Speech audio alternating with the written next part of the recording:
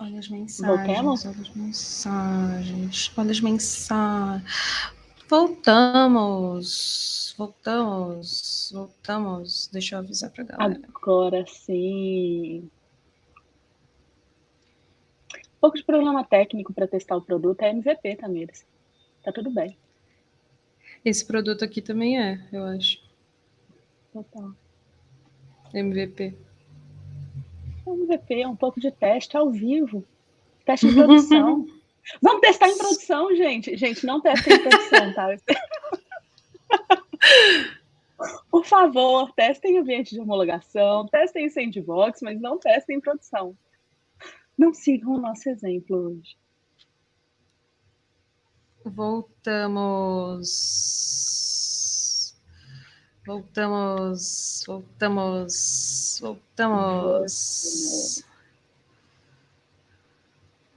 Deixa eu só mandar o link para as pessoas. É o mesmo link. Ah, mesmo link. É isso. Então é isso, bora começar.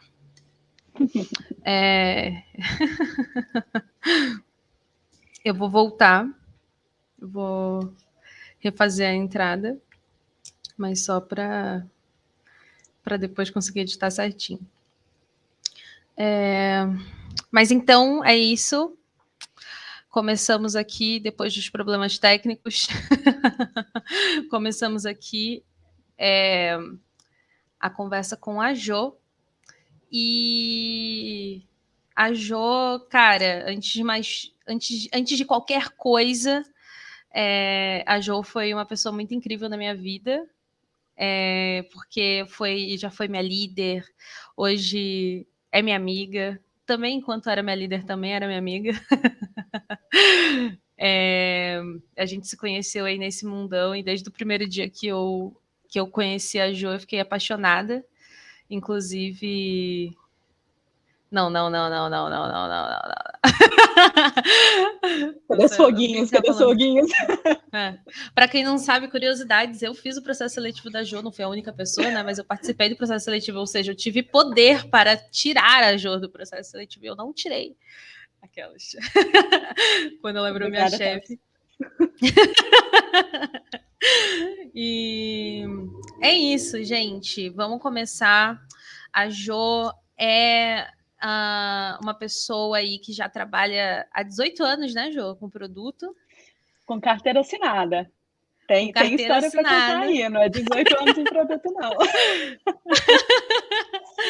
No final das contas, eu acho que isso também soma muito, né? A gente sempre fala, eu pelo menos costumo falar, assim, que produto não é só sobre o trampo de produto especificamente ali no dia a dia, CLT ou PJ, né? Mas você trampando ali para uma empresa, não. Na verdade, no dia a dia, todas as coisas ali que são construídas, que você faz da sua vida, até um show que você vai, sei lá, enquanto você está tomando banho. Eu, pelo menos, sou a pessoa que eu tenho muitas ideias enquanto eu estou tomando banho, assim, né? Então, eu resolvo muitas coisas, assim, na minha vida. Momentos ali da sua vida, ou enquanto você está andando na rua, você está exercitando ali seu pensamento sobre o produto.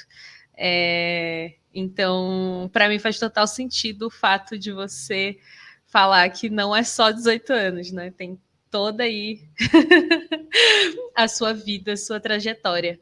E aí eu queria partir lá do comecinho, eu queria entender de você, até onde eu sei, você é de Minas, né? Eu queria saber como que foi isso tudo, como que era a Jordaninha, como que foi a sua vida ali desde pequenininha. Acho que até antes de falar um pouco mais sobre a parte profissional mesmo da Jordana. Conta aí para Ai, Thames, nós. obrigada pelo convite. Estou aqui toda feliz de estar participando. É sempre bom falar com você de qualquer jeito, estando na live ou não estando na live. E agora poder participar do teu projeto é maravilhoso. Você já está comigo no Osmina desde o início, já deu aulões, já fez um monte de coisa. E vamos lá, a gente está junto em tudo, sempre, você sabe disso. Bom, vou te contar uma novidade então, amiga. Eu não sou de Minas. Ah, eu acho que você não sabia essa. O quê?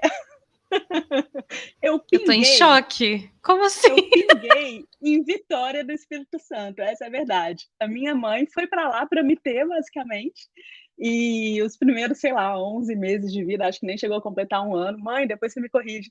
É, eu, obviamente, não tenho lembrança nenhuma, mas eu nasci em Vitória do Espírito Santo.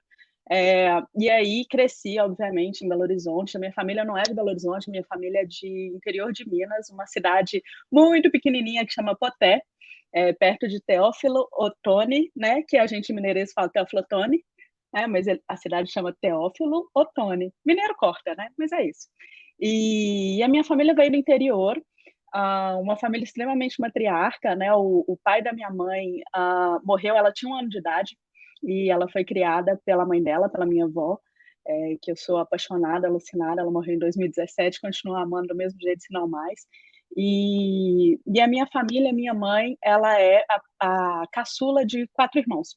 E aí, a minha avó, com os 4 filhos dela, né, e depois que o marido dela morreu, né, ali no ano de 1958, e já tinha começado do início, está começando do início.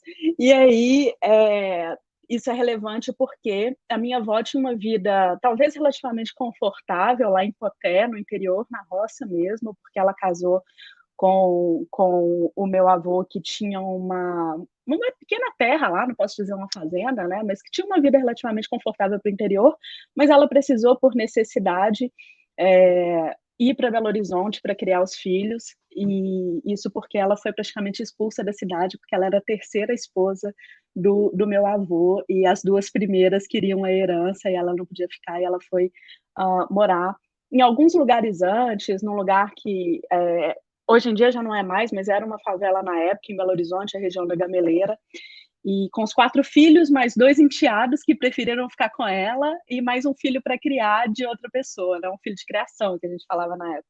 Então foi cheio de menino pequeno, e aí os primeiros anos da minha mãe ali, né, depois dessa fase de favela mesmo que eles moraram, foram da minha mãe, os irmãos dela, né, e as irmãs e a minha avó, foi numa instituição de caridade.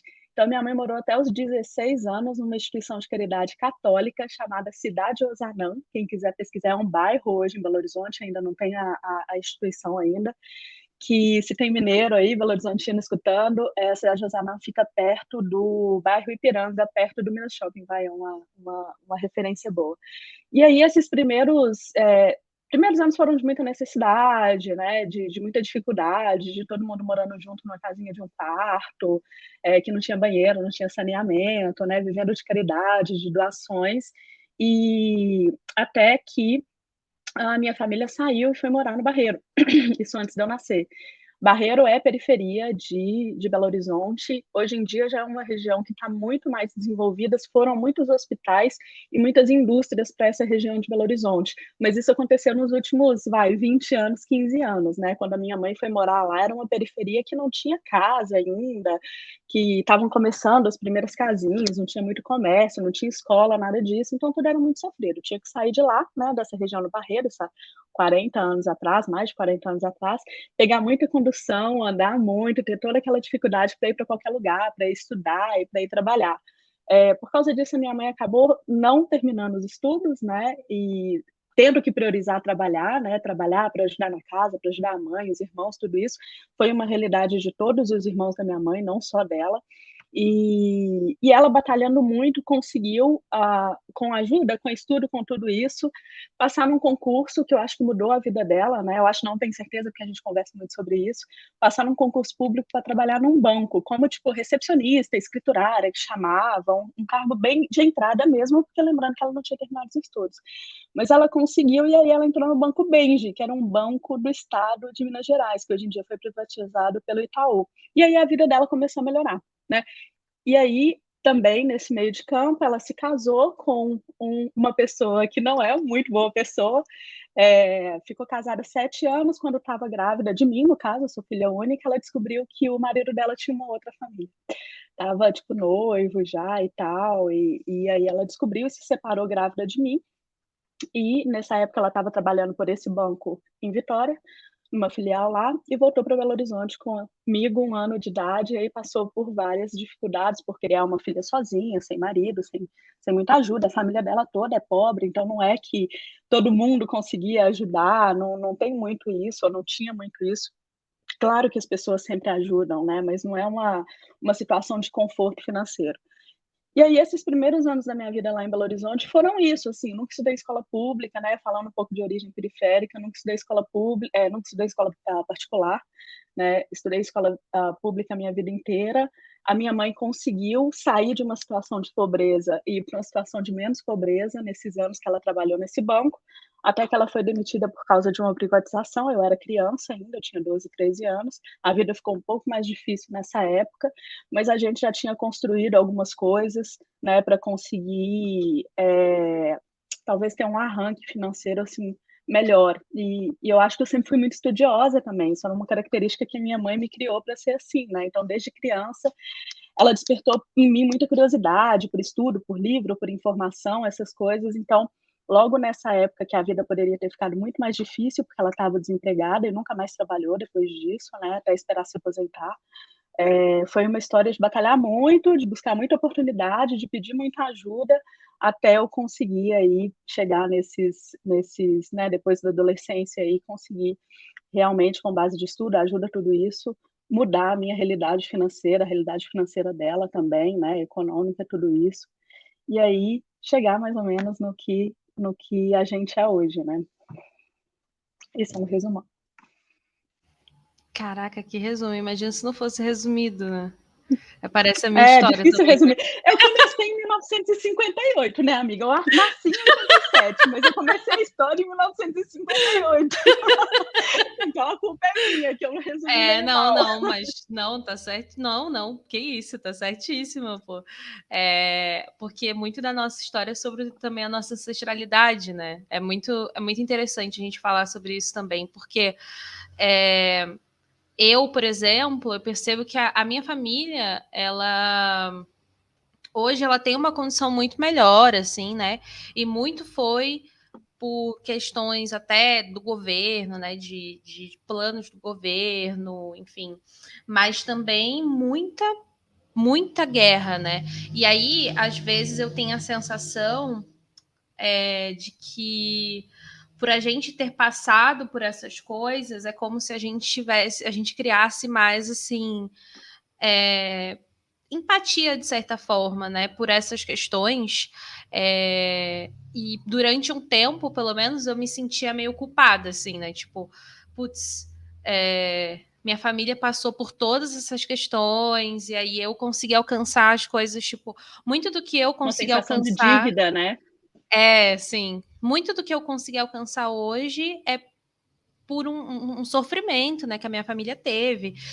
Minha família é do interior de Ceará, né? A maioria das pessoas da minha família, parte de pai, que foi com quem eu convivi mais, do interior de Ceará, veio para São Paulo, tipo aquela típica história, né, de vir para São Paulo para conseguir achar um trabalho. Então veio meu avô primeiro, achou um trabalho, ficou trabalhando por um tempo e dormindo de favor na casa das pessoas, e aí conseguiu um dinheirinho, conseguiu um lugarzinho para construir um barraco e trouxe a família para cá. E foi isso que aconteceu. E aí esse barraco foi se tornando o que é a casa da minha avó hoje, que hoje é uma Exatamente igual. casa super construída ali e tal. Só que às vezes a gente perde um pouco, né, dessa não é que perde, na verdade, tira um pouco da gente, né? Essa coisa de, putz, eu sou uma pessoa que eu tenho uma realidade diferente da minha família, porém eu tenho a minha questão ancestral, eu tenho os meus familiares que sofreram, que passaram por várias questões antes de mim, e se eu não passei por isso hoje, graças enfim, a Deus, para que acredita em Deus, e a várias coisas que acredita em outras coisas. Sim.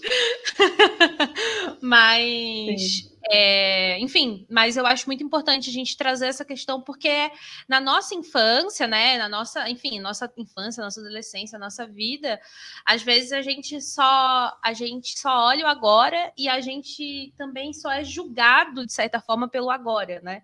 Mas a gente traz uma história, normalmente aí, que vem de outras pessoas, de outros lugares, e que constrói também tudo que a gente é e pelo que a gente se importa, né, no final das contas. Então foi muito interessante você ter falado sobre a sua ancestralidade aí.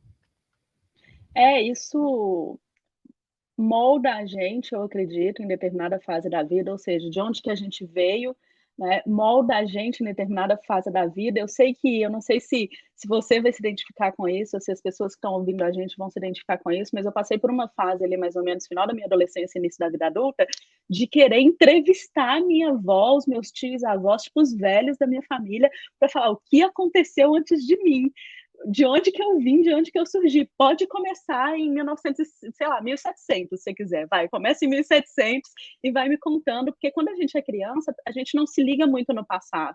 A gente não tem muita curiosidade de saber o que aconteceu, veio, né? A gente acha que o mundo começou quando a gente nasceu, é um pouco disso. E até um pouco da fase adolescente também, de ser muito autocentrado e tudo isso. Mas quando eu saí um pouco dessa fase de ser muito autocentrada, eu tive uma curiosidade muito grande de saber de onde que eu vim, assim. E eu lembro que a minha avó,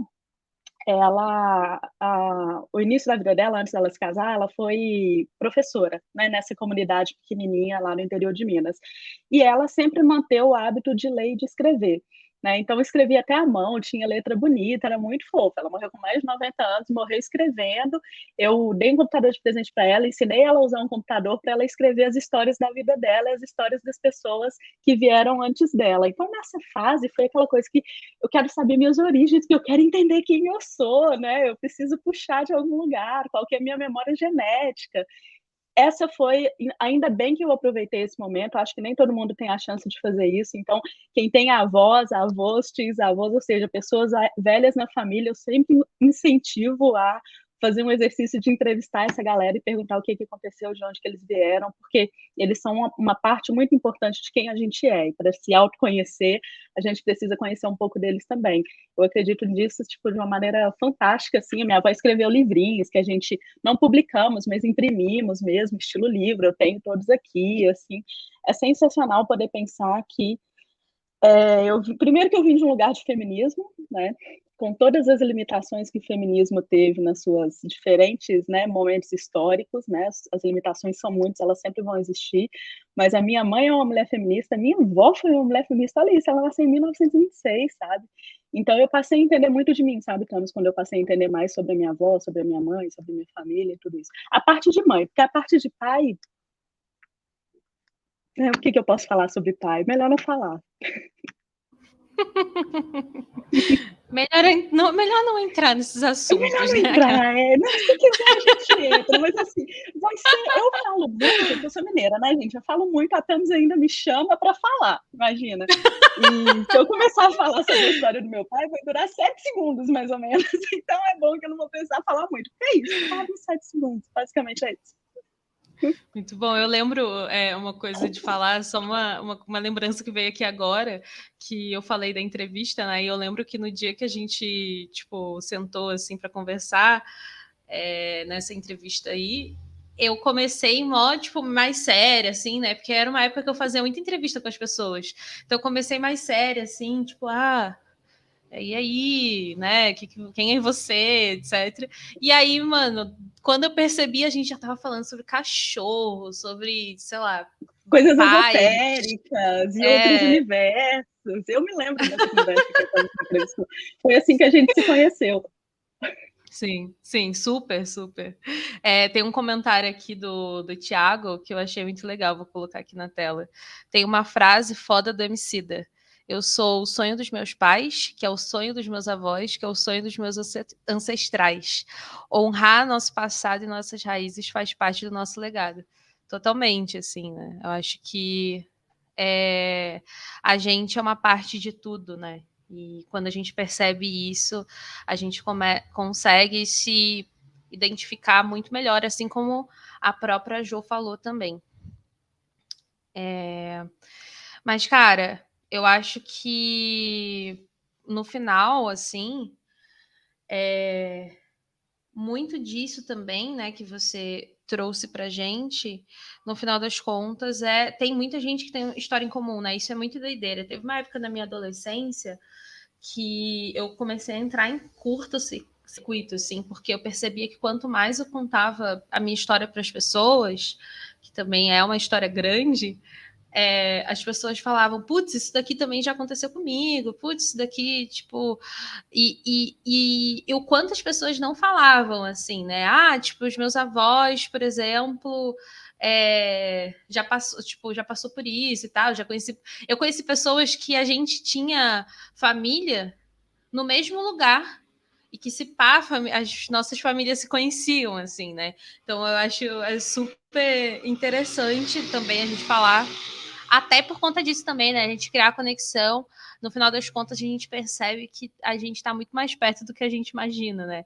Tem aquela regra lá, que eu não lembro agora, de cabeça, mas é que, tipo, a gente sempre conhece, eu acho que a segunda ou a terceira pessoa, assim, né, em relação à amizade. Então, por exemplo, eu conheço a Jo, e significa que, enfim, a gente tem pessoas ali em comum, enfim, aí você sempre vai conhecer, sei lá, o Mark Zuckerberg, ou foda-se Mark Zuckerberg, né? Desculpa, não foi uma boa. Tô brincando. Não sei porque você pensou nele, queria entender psicologicamente esse ato falho. Por que sua cabeça foi pro Mark Zuckerberg? Imagina! Você sabia que uma curiosidade muito sobre a psicanálise é sobre atos falhos? O Freud já Sim. escreveu um livro inteiro só sobre atos falhos, porque a gente consegue entender muito mais as pessoas quando a mente dá essas falhadas, assim. Sim. Lá na A arte da edição eu vou mudar isso observação, daqui. né? Super, super. Não, na edição eu vou mudar isso aqui, vou colocar outro nome, absolutamente outro.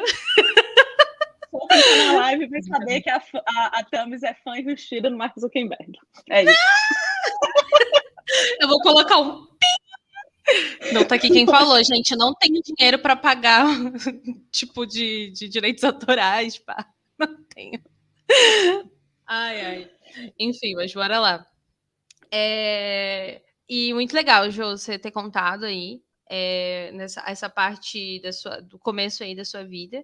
E aí eu queria entender, assim, né? Como que foi para você começar a trabalhar, né? Você falou aí que você sempre foi muito estudiosa, né? Sempre se interessou muito e acho que muito disso também vem até por conta da situação da sua família, né? Todas as outras questões, você sempre foi mais ligadona, assim, desde pequena, ou não? Como que foi isso para você aí começar a trabalhar? Por que você começou a trabalhar? Enfim. Boa.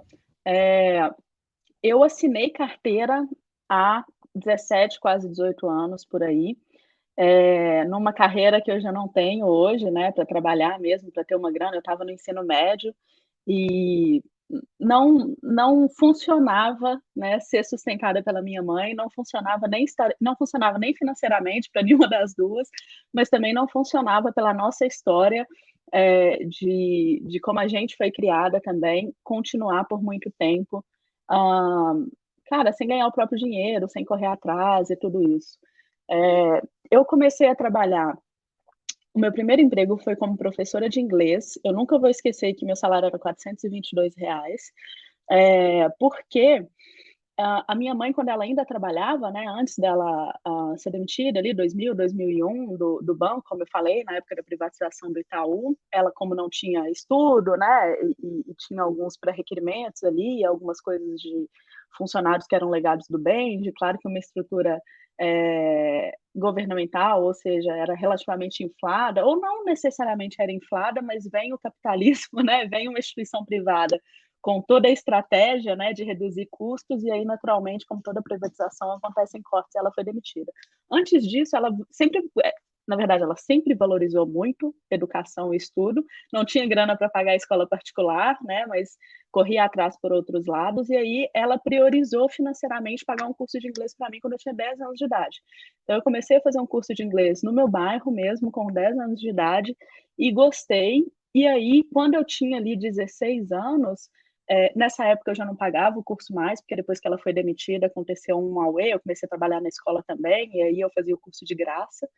E aí,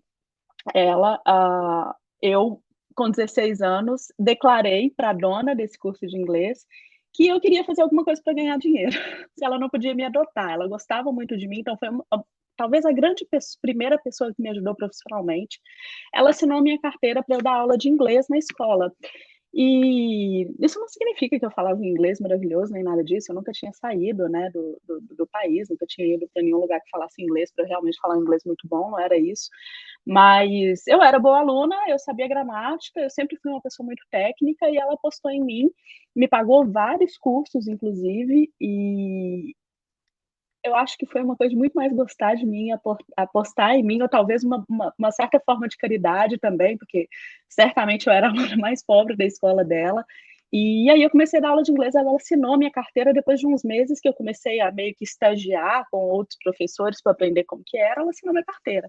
Então eu passei esses 2 anos, que foi o tempo de eu sair do ensino médio, a minha carteira de trabalho, a foto da minha carteira de trabalho, eu tô com o uniforme da escola, então eu tirei carteira, eu ainda estava no ensino médio, carteira de trabalho, né? Devia ter uns 16 para 17 anos. E aí eu comecei a dar aula de inglês. E aí depois, né, o meu ensino médio, ele foi um ensino médio técnico.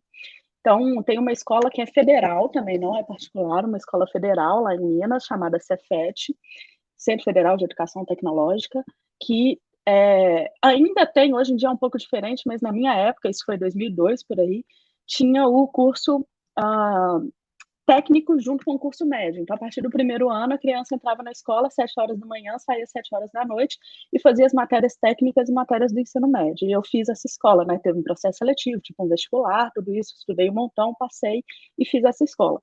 Então, eu estudava de manhã no ensino médio, à tarde no ensino técnico e à noite já pegava umas 2, 3 conduções e ia para o outro lado de Belo Horizonte para dar aula de inglês, dava aula de inglês nos sábados, assim, sabe aquela coisa de matar a aula para estudar para a prova, perder a prova para poder trabalhar, matar o trabalho para poder estudar para a próxima prova? Minha vida era basicamente essa durante muitos anos, era tipo puxando o cobertor para cima para cobrir a cabeça e descobrir o pé.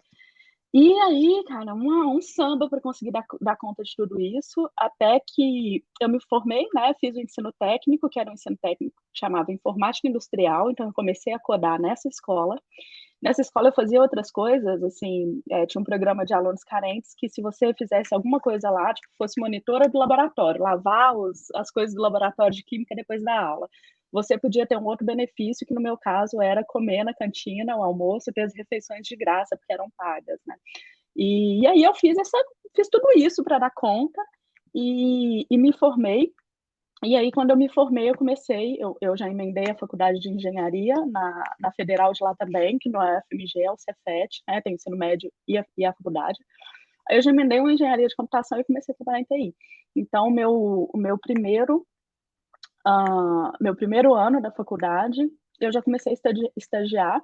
Primeiro e segundo ano, agora está falhando um pouco a memória, mas aí eu entrei em TI, deve ter sido 2006, 2007, por aí, 2007, vai.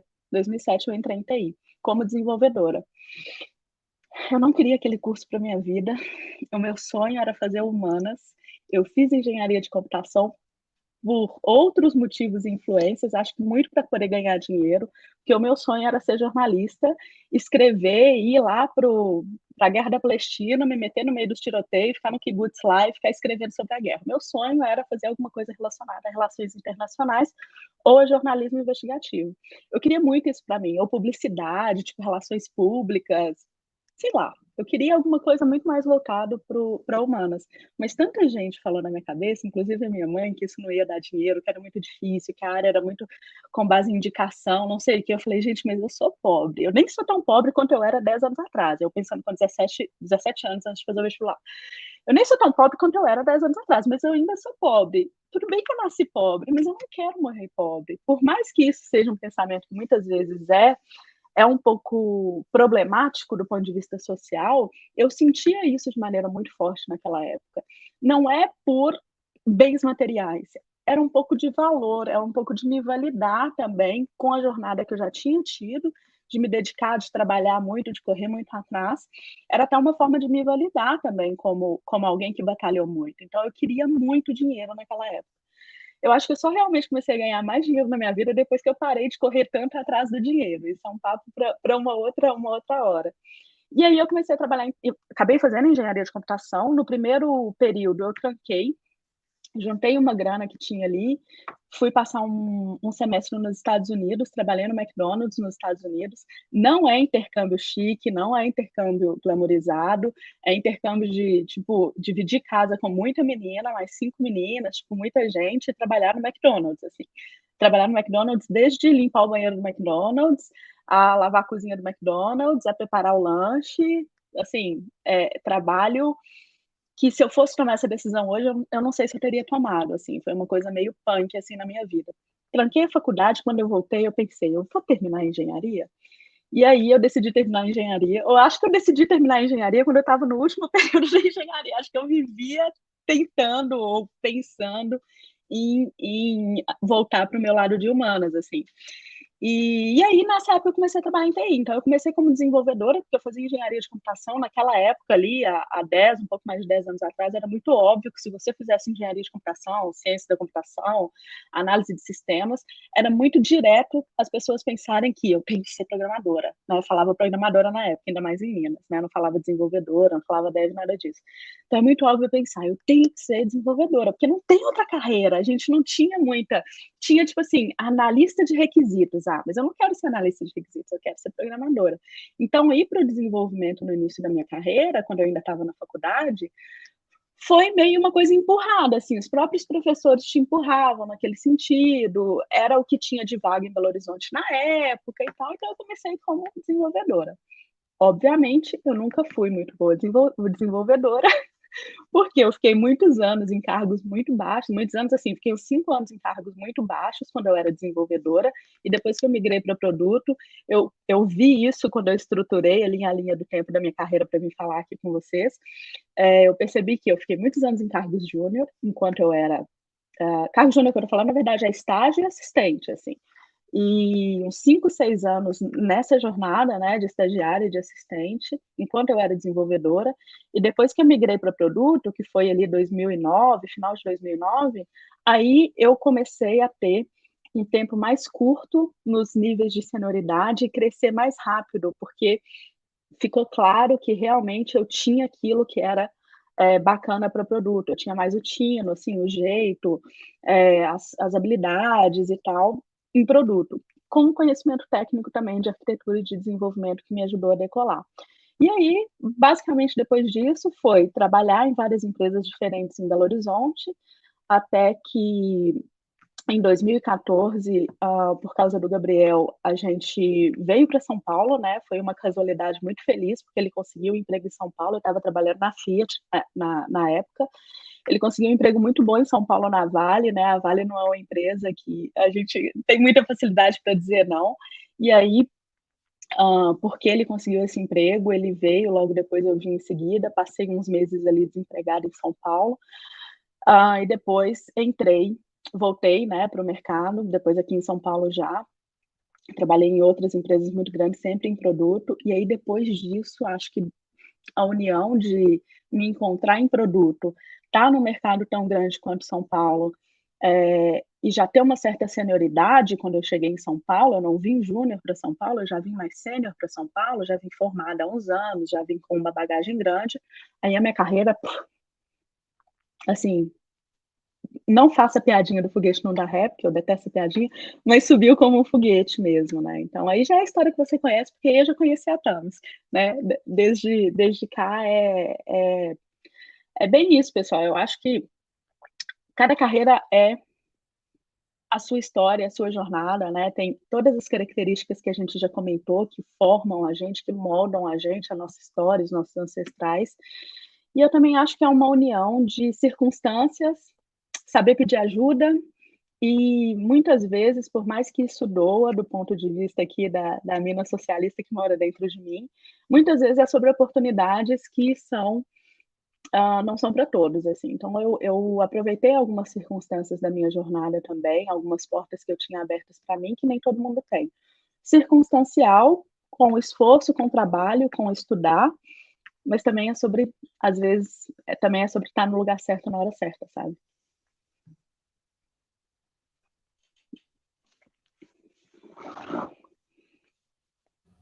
Super. Eu estava aqui que eu estava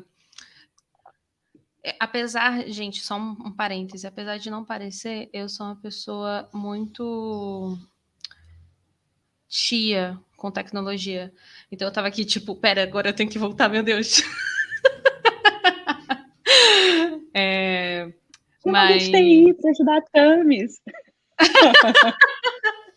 Pois A é. gente odeia quando falam isso, né? Quando a gente tá no TI, que fala, ai, deu uma pane aqui na televisão, não tô podendo, chama alguém de TI para ajudar. A gente não fala isso, Durante a gente muito pode falar isso tempo com eu vocês. fui. Durante muito tempo eu fui essa pessoa aí da família, tipo, que sabia arrumar tudo menos impressora. Tudo que as pessoas queriam que eu arrumasse era impressora. E era tudo que eu não sabia. Então, por um lado era bom, por outro, as pessoas achavam que eu estava mentindo. Então ela sempre ficava, como assim você tá mentindo? Enfim. Mas, cara, muito bom, muito bom. Também muita história, né? É muito interessante, assim, porque eu acho que cada vez que a gente conversa e tal, eu vejo um lado um pouquinho diferente da sua história. Perdão. E, poxa, isso é muito, muito interessante no final das contas, porque a gente tem muita coisa, a gente vive muita coisa e cada vez mais a gente percebe partes diferentes da nossa vida, né? E o quanto isso está impactando até hoje a nossa vida. Enfim, então, pô, muito obrigada aí também por você estar compartilhando essa história com a gente. Fico muito feliz, assim, de estar se realizando aí, Admina Perifas. E eu acho que isso explica também, isso mostra também muito do porquê você é essa pessoa, né, que sempre está aí disponível em ajudar outras pessoas no seu conhecimento, no que você sabe. E você falou aí que quando você começou a fazer engenharia, você queria, na verdade, ir para a área de humanas e tal. E, pô, você veio parar na área de humanas, né? No final das Vim. contas. É porque agora eu me encontrei, né, Thames? Foi uma jornada. Eu briguei muito com engenharia antes, briguei muito com a minha própria decisão. Além de ter tentado ou pensado, talvez muitas vezes, em desistir durante o curso, e não é pela dificuldade, é pelo fit, né? Pelo product market fit. Uhum. Mas depois disso, eu pensei algumas vezes em fazer migração, sabe? Eu pensei algumas vezes em pivotar totalmente a minha vida, não só profissional. Não existe AG profissional e AG pessoal, né? Eu sou isso daqui numa reunião de trabalho às 4 horas da tarde, né? Quem já trabalhou comigo sabe, eu sou assim. É verdade, verdade. E, e é isso, assim, eu acho que a, a reflexão, a decisão é diária, né? Eu acho que várias coisas na vida da gente são Uhum. decisões que a gente toma todos os dias da nossa vida. Então, a carreira também não é muito diferente. É, Sim. Teve vários dias que eu refleti sobre, é isso mesmo, mas vai dar certo, mas eu estou indo para onde eu quero, eu sei para onde eu quero, antes de saber se eu estou indo para onde eu quero. Muito autocrítica. Eu acho que os muitos anos de terapia também trazem para a gente um certo peso de achar que a gente tem que estar ligado nos nossos pensamentos e nosso psicológico o tempo inteiro, que a gente não pode simplesmente fazer o que dá na cachola, que a gente fica se autoanalisando o tempo inteiro, e isso é uma natural de pessoas ansiosas, né? Que a Tami sabe que eu sou patologicamente ansiosa. E é a decisão tomada todos os dias. Então, hoje, agora com 34, esse ano eu completo 35 anos, eu posso dizer que eu me encontrei em vários aspectos da minha vida. E isso é muito recente, né? Isso não é de 5, 10 anos para cá. Isso é de talvez uns 2 anos para cá. E profissionalmente eu me encontrei quando eu fiz primeiro, quando eu entrei em PAS, que o meu curso de engenharia de computação, tudo que eu passei ali para me formar, tem um valor gigante na profissional que eu sou hoje, tipo, que não foi à toa. Tipo, eu poderia ter feito ADM, talvez eu poderia ter feito ADM, ser uma pessoa de produto, poderia ter feito jornalismo, poderia ter feito vários outros cursos que talvez a vida teria me levado para o que realmente eu nasci para fazer, que é isso daqui. Mas a gente não dá para a gente saber, não dá para a gente voltar no tempo entrar numa timeline paralela e ver se vai dar, né, vai desembocar no mesmo lugar. Infelizmente, eu adoraria, sou super fã de ficção científica, eu adoraria que isso fosse possível, mas se é, ainda não foi descoberto, ou se foi descoberto, ainda não foi comercializado.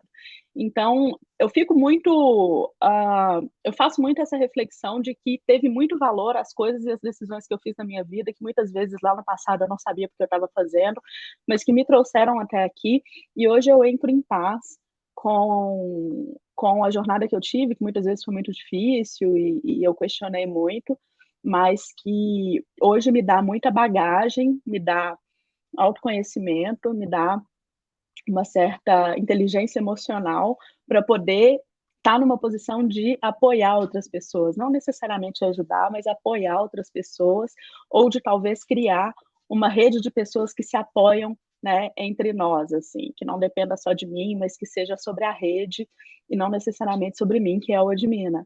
Então, uma das coisas que mais me traz essa sensação de autorrealização, para fazer as pazes com a minha história, é não só o salário, que é excelente, maravilhoso, obrigado Mercado Livre, adoro meu salário, não é só sobre isso, não é só sobre hoje ser super sênior e ter um bom cargo, mas também é sobre estar numa posição de poder apoiar outras pessoas que tiveram uma história não necessariamente igual à minha ou parecida, mas que querem, buscam e precisam de apoio para poder escrever a sua história e ter a sua jornada, que vai ser diferente da minha, mas ter a sua jornada numa carreira parecida com a minha, em questão de ser de produto, de tecnologia, tudo isso.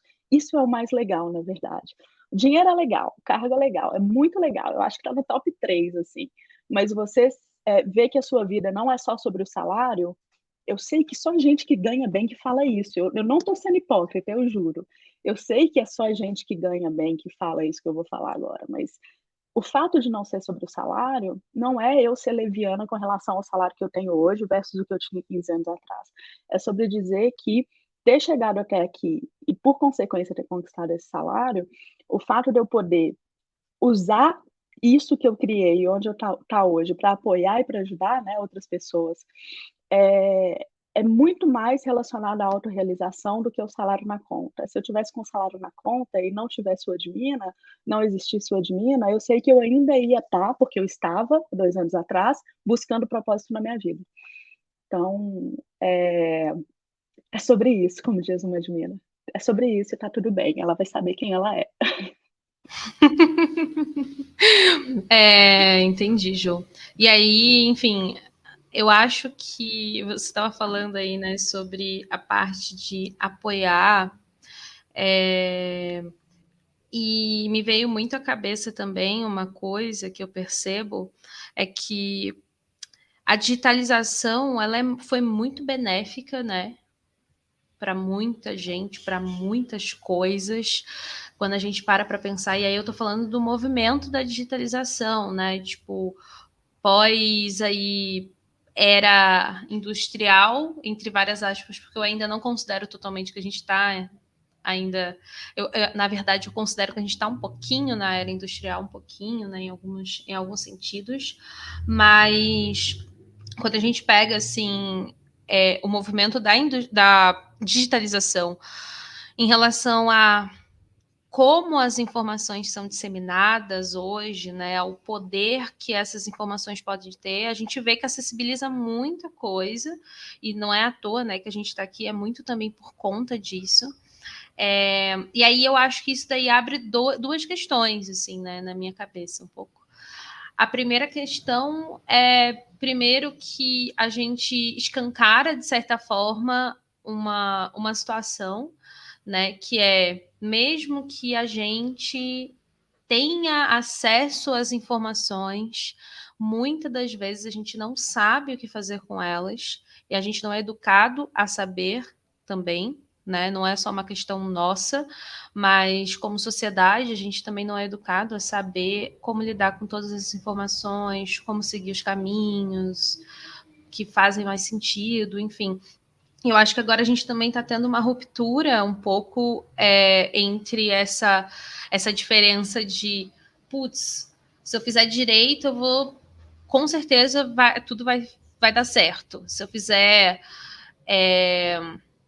medicina, com certeza tudo vai dar certo, né? Tipo, com certeza eu vou conseguir um emprego, com certeza eu vou ser um profissional, uma boa profissional, um bom profissional e uma pessoa realizada, né? Porque isso traz muita questão aí da nossa família, da nossa ancestralidade também, que eram pessoas que sempre pontuavam isso, ó, vai lá fazer o seu concurso, né? Vai lá fazer o direito, vai lá fazer e tal. E hoje a gente tem percebido que, com o passar do tempo, né, ali na vida, mesmo que a gente se forme em direito, engenharia, o que quer que seja, não que todo mundo que se forma em direito não queria se formar em direito, tá, gente, pelo amor de Deus, mas muito mais no ponto de que, às vezes, a gente faz isso muito por conta da sociedade, assim, né, de, que é certeza que eu vou conseguir uma grana, que é certeza que eu vou conseguir ser realizado e tal, e às vezes nem, não é, nem você vai conseguir grana ali, nem você vai ser realizado, né? Porque às vezes você percebe que aquilo ali tá pegando tanto da sua cabeça ali, tanto do seu espaço mental no dia a dia, o fato de você estar fazendo uma coisa que você não gosta, né? Que você acaba não conseguindo mais trabalhar com aquilo, né? Então você acaba se estressando, né? Acaba, enfim, chegando em crises, ansiedade, burnout, enfim, todas essas coisas que são conhecidas, infelizmente, né, pela gente.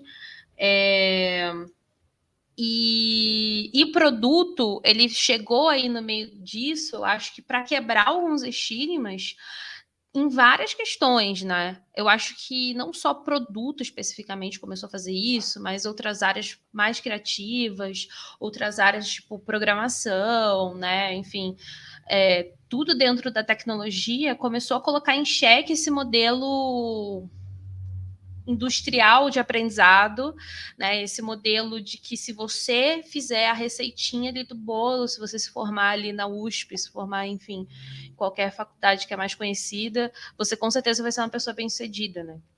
Eu falo isso porque o produto, tipo, eu, por exemplo, não tenho faculdade, né? Conheço várias pessoas que trabalham com produto também que não têm faculdade, por N questões, não que eu não gostaria de ter, hoje não mais, mas talvez no passado sim.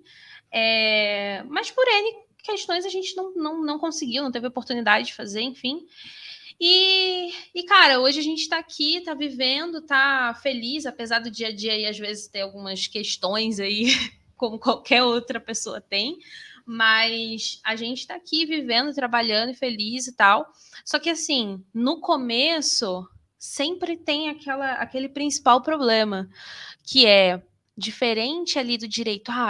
Tá, mas o que eu preciso fazer para ser a pessoa que trabalha com direito? Precisa fazer direito, precisa fazer a faculdade.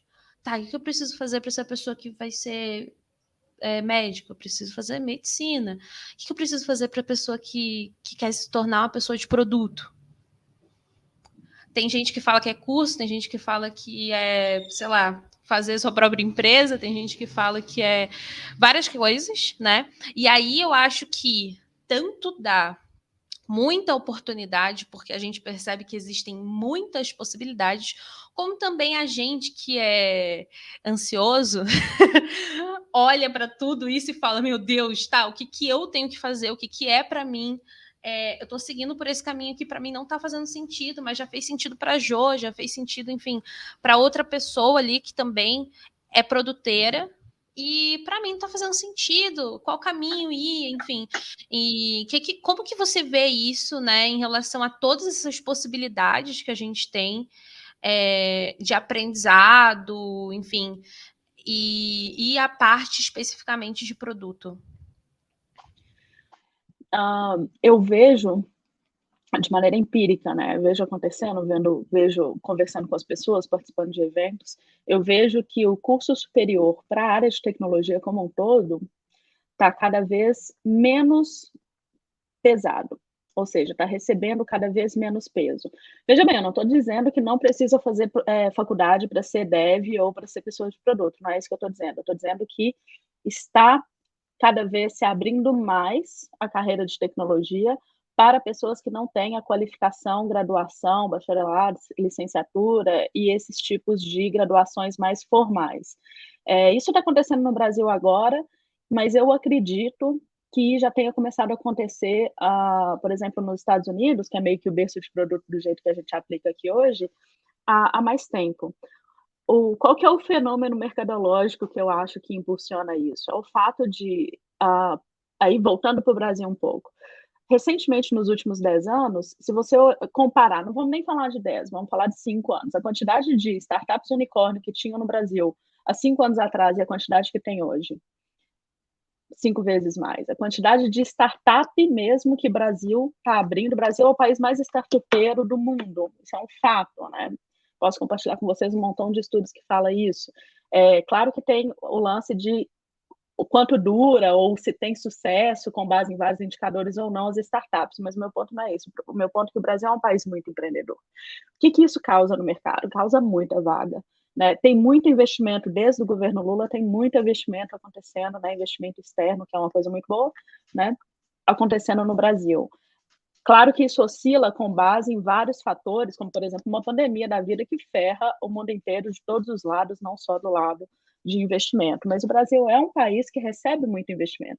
E isso, o fenômeno que isso causa é as empresas começam a contratar, e as empresas começam a abrir muitas vagas, né? Uma empresa compra a outra porque essa outra empresa tem muita pessoa desenvolvedora e é muito difícil contratar desenvolvedor. E pessoas de produto também está acontecendo essa certa bolha, né?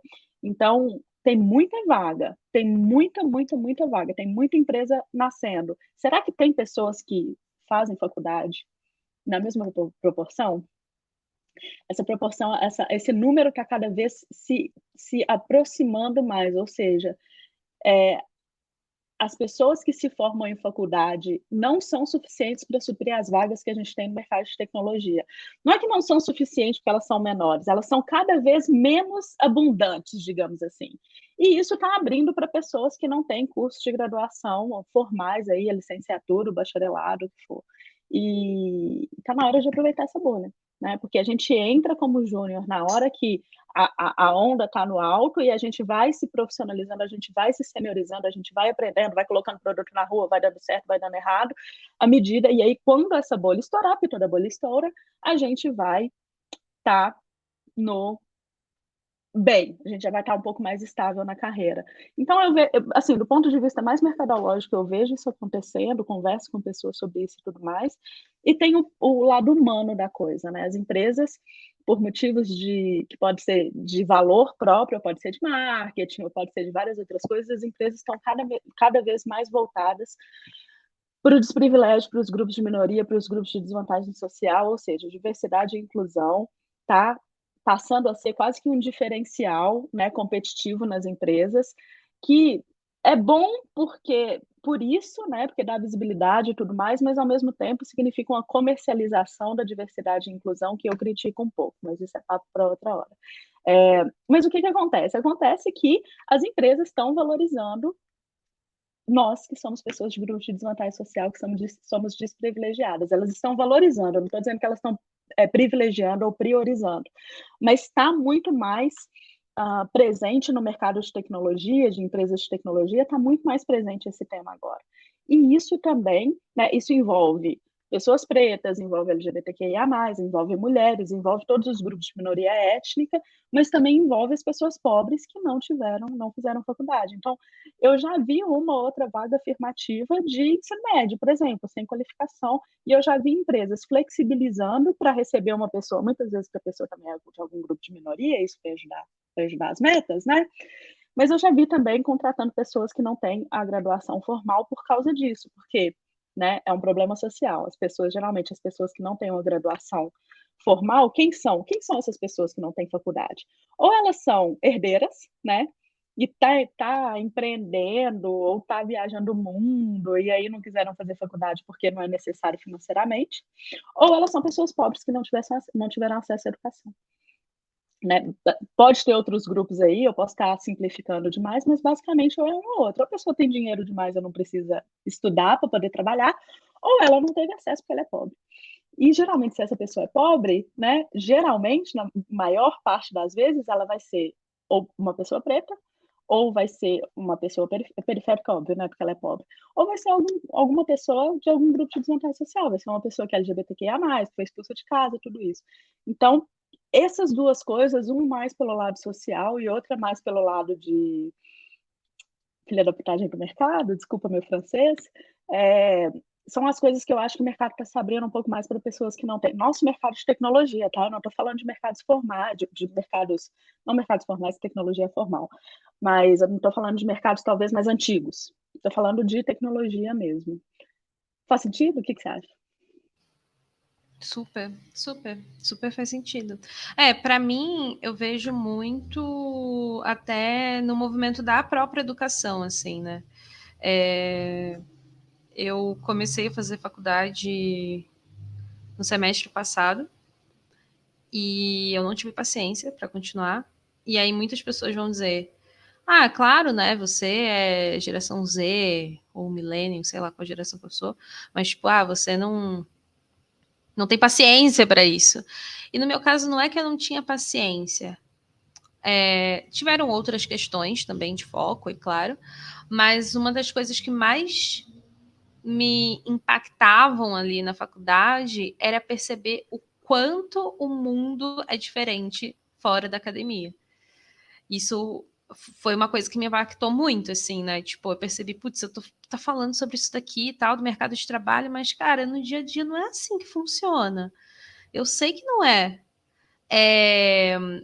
Isso gera muitas questões, assim, muitas incoerências até dentro do mercado de trabalho mesmo, porque forma pessoas que a pessoa fez 4, 5 anos de faculdade e ela não está pronta para o mercado de trabalho. E não precisava de 5 anos, né, para estar pronto também, tipo, para o mercado de trabalho especificamente, né? Não quero tirar aí o lugar da academia, a importância de se estudar, né, de, enfim, de se estar informado, mas o que eu quero dizer também é que a tecnologia corre muito. E às vezes eu percebo que no Brasil, não sei, não tenho não consigo falar sobre outros países, né? Mas especificamente no Brasil, a academia não consegue acompanhar. Não consegue acompanhar nem profissões que não são tecnológicas, que não têm o principal viés ali tecnológico, imagina dentro da tecnologia, né? Então, eu percebo que também, além do que você falou, né, mas que faz total sentido, mas que também as empresas têm percebido que não é porque necessariamente elas estão contratando uma pessoa pica da galáxia, tipo, formada e etc, em MBA, pós-graduação e etc, etc. Significa que essa pessoa dá resultado, né? E também tem outra questão aí, quando você fala da diversidade, que são os próprios resultados que a diversidade dá, né? Porque são pessoas que não quero comparar assim dessa forma na questão de um dá mais, um dá menos, mas quando a gente fala de diversidade, a gente fala sobre ambiente seguro, né? Ambiente mais seguro para você ser quem você é. A gente não está falando só sobre você poder ser LGBT, você poder ser uma pessoa negra, a gente está falando sobre isso também, mas a gente também está falando sobre um lugar seguro, sobre você ser quem você é, mesmo que você seja uma pessoa branca, cristã, hétero, né? Não é sobre a gente aceitar ou querer dividir, né? O que às vezes algumas pessoas falam. É muito sobre qualquer pessoa conseguir se sentir à vontade naquele ambiente. Então, é claro que a gente aumenta a produtividade, é claro que a gente aumenta o resultado, né? É claro que as pessoas vão olhar aquilo com mais afinco, ainda mais quando a gente fala de de uma área que é necessária tecnologia e a criatividade. Então, para a gente ter criatividade, não dá para ter criatividade num ambiente que você não possa errar, num ambiente que você não se sinta seguro, né? Então, eu vejo muito também, muito desses dois pontos, assim, né? E aí, assim, aproveitando também o gancho dessa parte, né? Falar sobre minoria e tal. O Thiago fez uma pergunta, eu vou colocar aqui na tela, eu vou repetir para você. Ele falou vocês, mas eu vou deixar para você responder. É, na sua visão, Jô, qual o papel das pessoas de minoria que conseguem ser exceções e galgar cargos em tecnologia para pavimentar espaço para mais pessoas? Fala aí pra gente. Tia, eu acho que, sobretudo para pessoas de minoria, que em geral são pessoas que têm uma história. Bom, não posso avaliar que a história de um é mais difícil, mais complicada, mais pesada que a outra, mas em geral pessoas de minoria enfrentam, eh, tipos de problemas diferentes que uma pessoa que seja privilegiada. Eu, Jordana, não gosto muito de ditar qual é o papel de uma pessoa nessa posição, porque eu acredito que nós temos que fazer aquilo que a gente dá conta, né, então eu não posso falar eu, Jordana, né, como eu penso, eu não posso quase que julgar uma pessoa que chegou num cargo muito alto e ganha muito bem, que veio de minoria e falar: "Você tem que apoiar, você tem que ajudar outras pessoas, você tem obrigação de ir lá e colocar outras pessoas que vieram da tua comunidade no mesmo lugar que você está". Eu tenho muito cuidado de não julgar dessa forma, porque é exatamente isso que eu digo, eu acho que nós temos condições de dar aquilo que a gente tem condição de dar. E nem sempre nós estamos no momento, por exemplo, eu com mais de 30 anos que fundei o Edmina, mas eu já estava numa posição de liderança, ganhando bem, há anos, quando eu fundei o Edmina. Então, eu não estava no meu momento, não estava bem o suficiente, não tinha chegado no meu momento de maturidade, de condições mentais, psicológicas e de tempo, do que for, né, e de ansiedades, para conseguir dar esse olhar, né, pegar essa missão, esse propósito mais social para minha vida, para fundar o Odmina. Então, o que eu quero dizer, né, para responder a sua pergunta? O papel das pessoas de minoria que conseguem ser exceções, né, qual que é o papel que elas têm com relação, né, a ajudar outras pessoas que vêm do mesmo lugar? Eu acredito que, em primeiro lugar, se a pessoa tiver condição de estender a mão quando buscam ela, já é muito legal. Então, se alguém me busca, me pede uma ajuda, mesmo que eu não faça isso de maneira ativa, né, mas se eu estendo a mão, se eu dou a ajuda quando ela é me solicitada, já é uma coisa muito bacana. E se eu estou num papel de liderança internamente na minha empresa, no mínimo, né, eu valorizar as pessoas da minha origem, fazer processos seletivos afirmativos ou, cara, assim, a Tami sabe, na época da pandemia a gente fez processo seletivo só para pessoas que estavam desempregadas, né, na empresa que a gente trabalhou juntas. Então, esse tipo de agora eu abri uma vaga no Mercado Livre por, inclusive, sugestão da morro de orgulho, né, da minha GPM, só para mulheres.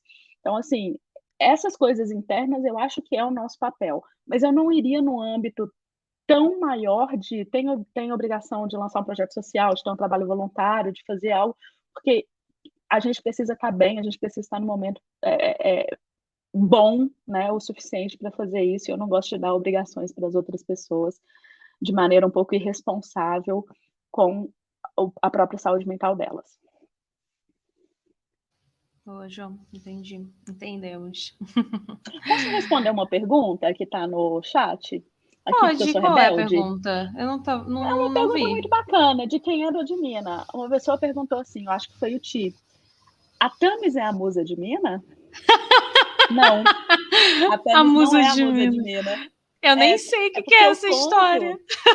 Foi uma pessoa no LinkedIn que me buscou, que a gente fez um bate-papo e tal, me buscou, estava numa situação complicada, me pediu ajuda, e eu ajudei a pessoa, não é a Thames, tá? Eu ajudei essa pessoa, na verdade eu fiz muito pouco, ela já estava muito bem encaminhada nos processos seletivos e tal, ela estava desempregada na época, tinha sido demitida numa empresa que ela trabalhou muito tempo, e ela foi muito bacana, porque ela me agradeceu, foi tipo assim, né? Jô, muito obrigada pelo que você fez comigo, pela sua ajuda, mas eu acho que você devia estruturar isso daí, acho que você deveria fazer isso para mais gente e tal. Então eu peguei esse feedback, por isso que eu chamo ela de musa de Mina, porque ela falou: "Ah, tem aqui, ó", me mandou, "tem uma amiga minha que faz um negócio aqui de revisar currículo e tal". Ela me impulsionou, talvez ela acendeu o que precisava em mim, que é algo que eu já queria há um tempo, mas eu estava, cara, adiando, empurrando por N motivos. E aí eu chamo ela de musa de Mina, porque foi por causa dela que eu falei: "Então agora é a hora, agora bora". E aí nasceu a de Mina. Não é a Thames, respondendo a pergunta. Já aproveita aí o espaço e conta mais sobre o que é o Admina. Boa, ótimo. Bom, a de Mina é um grupo de pessoas, né, não é empresa, eu sempre falo isso, né, não é empresa, não é trabalho voluntário, não é ONG. Apesar de sermos muito organizados e organizadas, nós não somos tão formais assim. Então nós somos uma comunidade, uma rede de pessoas que somos pessoas, né, nossa origem em comum é que somos pessoas de grupos de minoria, eu chamo de grupos de desvantagem social, mas grupos de desprivilégio, grupos de desvantagem social, grupos de minoria, né? Nomes diferentes para coisas muito parecidas, se não iguais. E, então, somos todos, né, de algum grupo de minoria, e a gente se apoia, né? A gente se juntou para se apoiar de várias maneiras diferentes, aulão, mentoria, canais, agora blog e tal. Então, a gente tem várias atividades com o fim da gente se apoiar, tanto pessoas que estão buscando a tão sonhada, né, migração, transição para a área de tecnologia, de produto, de UX, ou pessoas que acabaram de fazer esse movimento, né, essa migração, e óbvio que a gente, quando a gente ajuda a fazer a transição, a gente precisa ajudar nos primeiros passos também, afinal de contas, são nos primeiros momentos da carreira, são meio decisórios para saber se vai, né, arrancar e decolar ou não. Então, a Admina ajuda na transição e ajuda nos primeiros passos que eu falo de desenvolvimento de carreira, porque, obviamente, pelo simples motivo, né, simples foi sarcástico, pelo motivo da gente ser de grupos de desprivilégio, de desvantagem social, a gente enfrenta muito mais problema para deslanchar, né, enfrenta mais dificuldades para deslanchar, decolar na carreira, do que pessoas que, cara, que tem grana, que tem a cara certa, né, o corpo certo, a personalidade certa aí para falar dos grupos privilegiados. E aí o nosso intuito é esse. A gente está hoje em quase 400 pessoas inscritas, um montão de gente em mentoria, tem vários tipos de mentorias diferentes. A que mais faz sucesso aí é a mentoria de imigração, né, que eu faço todo o processo junto com a pessoa mentorada para ela conseguir um emprego. E eu priorizo na minha agenda pessoas que estão desempregadas, então quando a minha agenda está muito cheia, eu sempre priorizo pessoas que estão desempregadas, mas tem muita gente que está empregada em outra área, que quer migrar, e tem gente que está empregada na área de produto de UX e que precisa de uma mentoria talvez mais técnica, muitas vezes psicológica também, para desenvolver a carreira mesmo. É isso, esse é o Admina, tá super aberto e à disposição, é só ir lá no Instagram, no link tem na bio, né, tem um link para se inscrever. Existe um pequeno processo seletivo que está mais relacionado a entender qual é o perfil da pessoa e se o objetivo dela está de acordo com o que a gente oferece no Admina. Então tem um pequeno filtro que não é nada, não tem prova para entrar no Admina, não é vestibular, não é isso. Mas tem cota, e a cota é 100% de vagas para pessoas de grupos de desvantagem social e de minoria. Nesse caso, tem cota. Boa, boa. A gente vai deixar aqui também o link na descrição do podcast, também, para as pessoas conseguirem entrar facinho. E também não só o link da inscrição, mas também o link das redes sociais da Admina. Muito bom, muito bom. Jô, mudando um pouco de assunto, mas ainda nesse assunto, eu queria ouvir de você o que você acha que são produtos digitais para você. Poxa, mas o que eu tenho eu respondo tantas perguntas, né, sobretudo nas mentorias, nos aulões, eu tenho a resposta tão escrita do livro, mas assim, tão decorada, que eu não vou dar essa, então. Já que essa tá decorada. Eu tenho que dar essa porque essa é de entrevista, tá? Então, pessoal que tá ouvindo, se alguém perguntar para vocês, entrevista, processo seletivo, o que é produto, vou responder a resposta para entrevista, né? Na descrição, livros, tudo isso, Martin Kagan, Inspired e tal, todos esses livros, produto. Vamos falar de produto digital, então. Produto digital é uma solução para um problema. Então, em primeiro lugar, um produto digital, um produto precisa resolver um problema. E se ele é um produto digital, ele precisa resolver um problema através de tecnologia. O que significa? Um aplicativo, um site, né? E uma plataforma, o que for. E precisa resolver o problema de quem, né? Precisa resolver o problema de quem está usando. Então, você precisa conhecer quem é o seu usuário. Então, precisa resolver o problema de um usuário, de quem está usando o produto. Mas resolver isso de que forma, né? Agregando valor. Então, a palavra valor aparece em todas as definições do que é um produto. Então, precisa ter valor, ou proposta de valor. Às vezes vem assim também. Mas proposta de valor para quem, né? Se fala que a proposta de valor é só para o usuário, ou para a usuária, né? Tá errado. Porque a proposta de valor era precisa ser resolver um problema, né? Que aí na literatura é o termo em inglês jobs to be done, resolver um problema de um usuário, agregando valor para o usuário, mas também para a empresa. não significa que todo produto digital, agora já está saindo um pouco da definição do livro, né? Termina aí. Não significa que todo produto digital precisa fazer dinheiro. Valor não é só dinheiro, né? Apesar de eu ter aprendido isso, né? Depois que eu entrei na faculdade, porque lembra que meu objetivo quando eu tinha até uns 18 anos era ganhar dinheiro, então eu achava que o valor era o dinheiro, mas o valor do produto ele não é só dinheiro, existem outros valores envolvidos. Pode ser um valor de imagem, de reputação, pode ser um valor social, né? Mas precisa ter um valor, e esse valor precisa ser conhecido e declarado por quem está construindo o produto. E isso precisa ser medido da outra parte. Então, se você tem um produto e ele resolve um problema através de tecnologia para um usuário que você sabe quem ele é, né? Você conhece esse usuário, conhece os problemas, as dores que ele tem, e ele resolve esse problema através de uma proposta de valor para um usuário, mas também para quem está criando o produto, fechou. Essa é a definição de produto digital. Na minha opinião, mas também copiando aí de gente mais inteligente que já publicou muito livro sobre isso. Eu normalmente também sempre uso a definição do Martin Kagan, então você não é a única. Eu quero fazer um episódio também só para falar um pouquinho do Martin Kagan, falar de várias pessoas aí, não só Martin Kagan, Teresa Torres, enfim, não consigo lembrar de mais ninguém agora. Gosto muito da Teresa. E então, já aproveitando também, uma pergunta um pouquinho polêmica, que eu quero repetir para algumas pessoas diferentes, uma pessoa de produto precisa saber programar? O que você acha sobre isso? Não. Eu queria conseguir mostrar a sua imagem no podcast, sua foto, assim, tipo...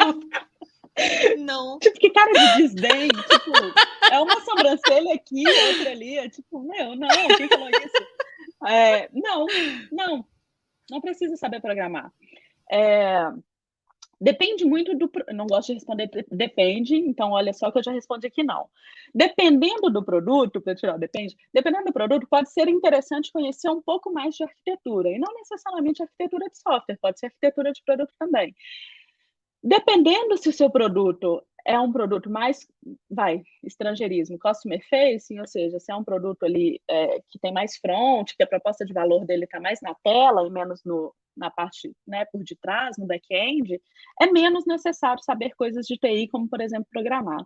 Agora, se você estiver trabalhando num produto que é uma API, APIs, né, coisas totalmente técnicas que não tem tela, né, que são as APIs, não tem tela, não tem front, é tudo com base em linha de código, podem ser produtos também. Então, podem existir produtos que são 100% API. Nesse caso, por isso que eu falei que dependendo, é interessante que a pessoa não necessariamente saiba programar, mas que tenha uma afinidade um pouco maior com termos e conceitos de arquitetura de software, arquitetura de sistemas. Nossa, agora eu liberei minha idade para o universo falando arquitetura de sistemas, mas tudo bem. Então, tem esse espectro, digamos assim. Mas não eu não estou falando sobre saber programar, eu estou falando sobre uma afinidade do conhecimento básico de arquitetura, de aplicativos e de aplicações. Saber codar, não precisa. Entendi, Jo. E você, dentro do que a pessoa precisa saber, né, de tecnologia, você acredita que a pessoa precisa saber de tudo isso antes de entrar em produto? Tipo assim, isso daí é uma informação aí para primeiro emprego da pessoa, ou que ela consegue entrar na área, depois entender um pouco mais sobre como funciona arquitetura, enfim, coisas um pouco mais técnicas. Enfim, o que você acha sobre isso? A minha opinião é a segunda opção, que você não precisa saber, inclusive nada, né, de arquitetura para o teu primeiro emprego em produto. É desumano que uma empresa... Isso acontece muito. É um fenômeno raro que acontece muito, né? Mas, na minha opinião, para não dizer desumano, vou dizer que é errado, na minha opinião. Na minha opinião, é errado que as empresas abram vagas visando contratar pessoas sem experiência ou com pouca experiência e exija esse tipo de conhecimento que é naturalmente um conhecimento que vem com experiência. Veja, não estou dizendo que é um conhecimento de pessoas sêniores.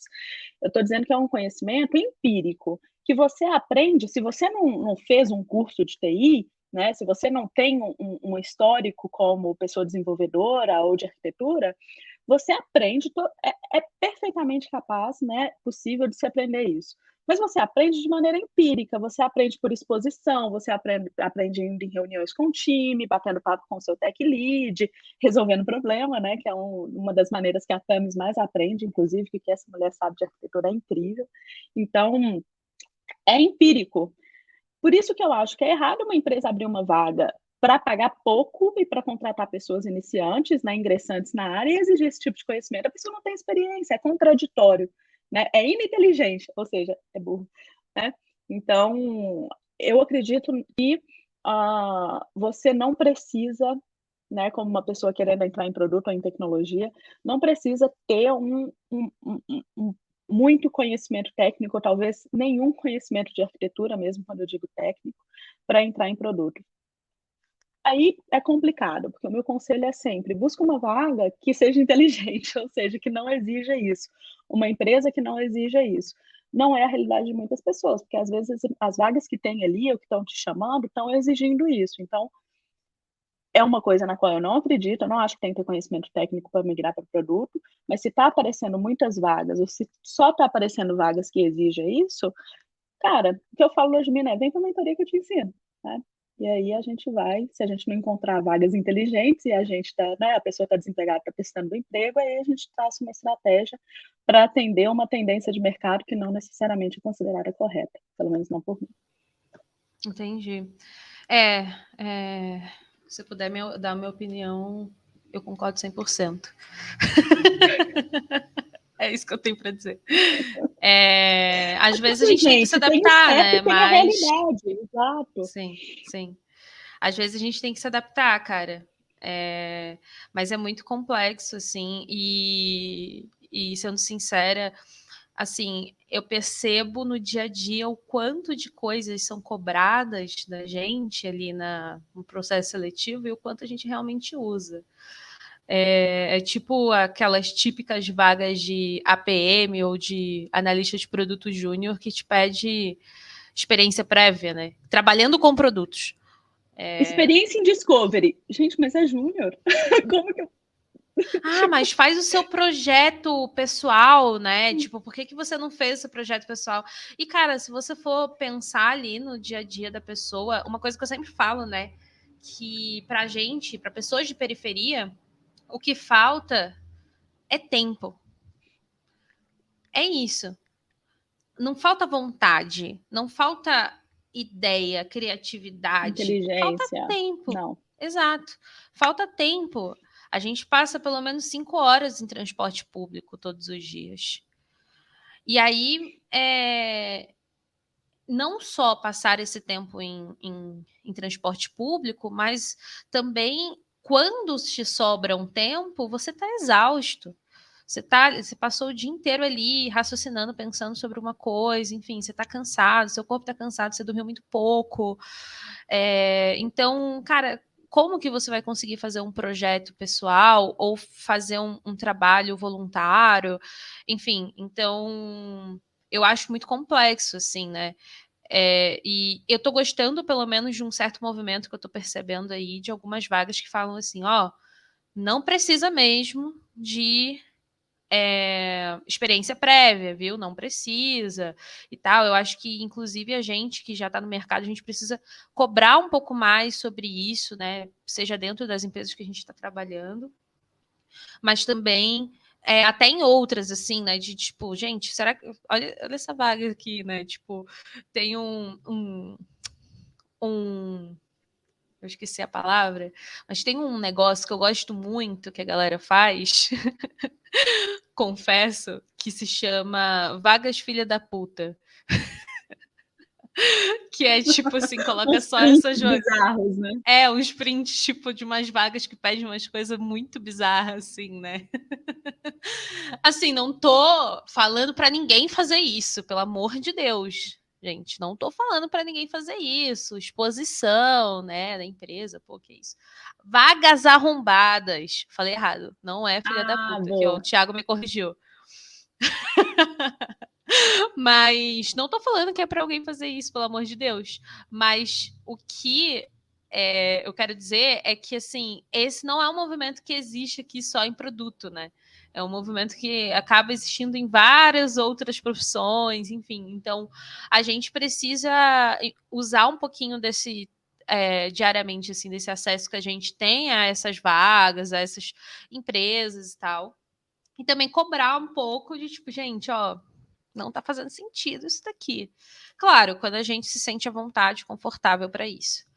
E aí, Jô, falando aí sobre vagas, sobre processos seletivos, eu tenho uma última pergunta para você,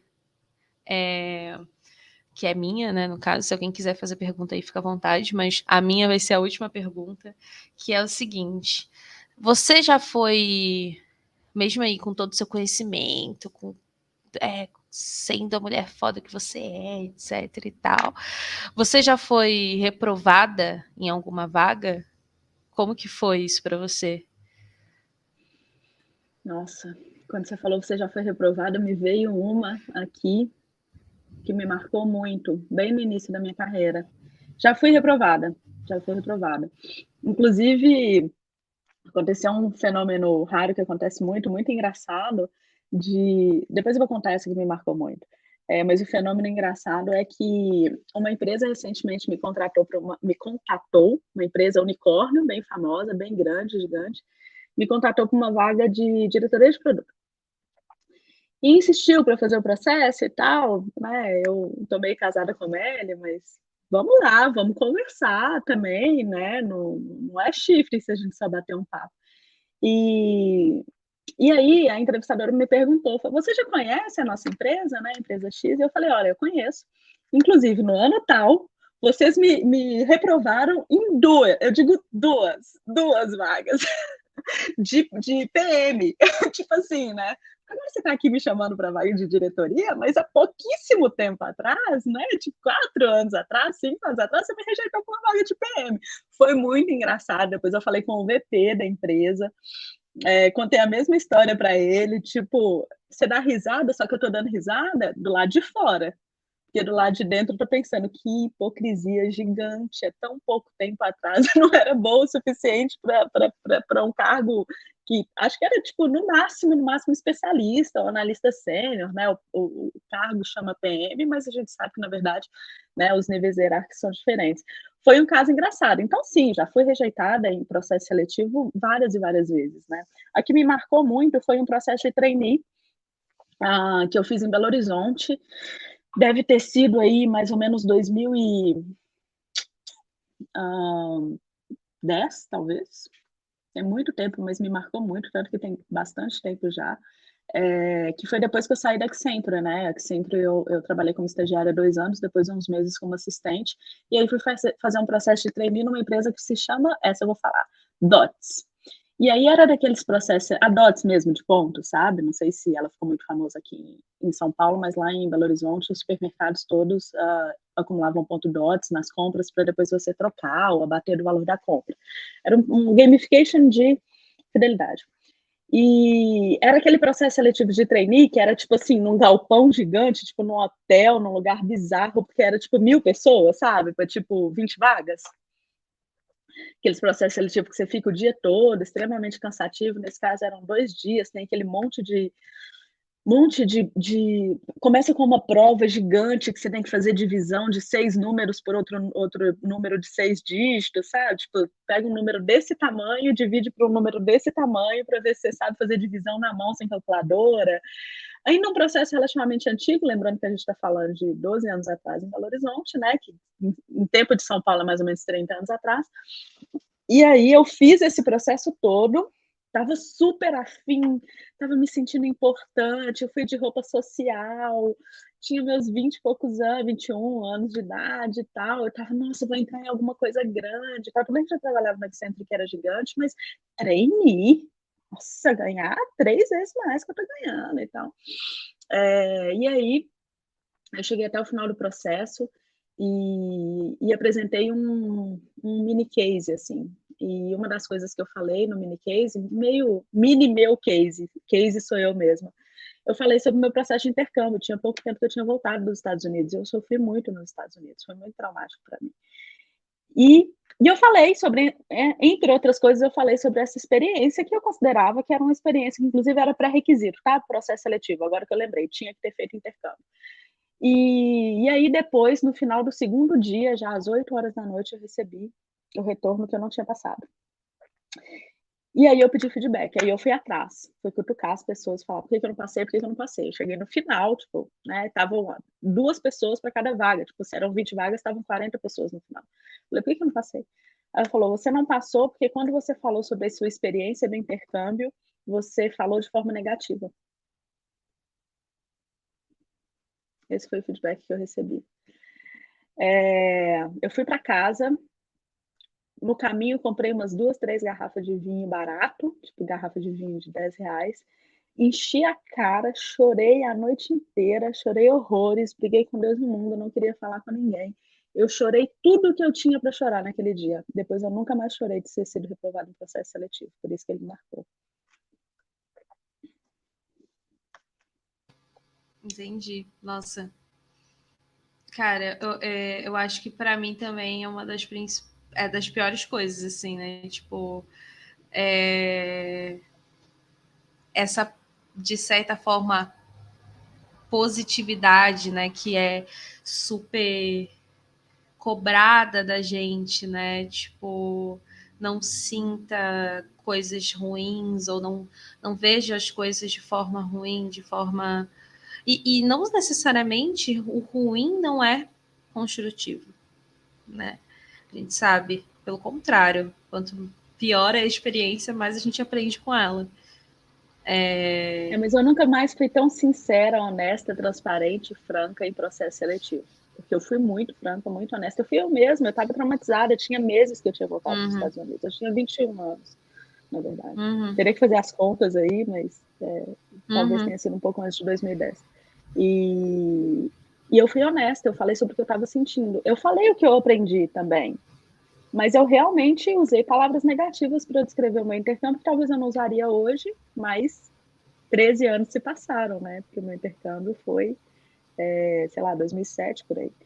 Mais que isso até. Enfim, não sei, agora perdi a matemática aqui. E hoje talvez eu não falaria com palavras tão negativas, mas naquela época eu falei, porque eu estava muito machucada, eu fui muito honesta.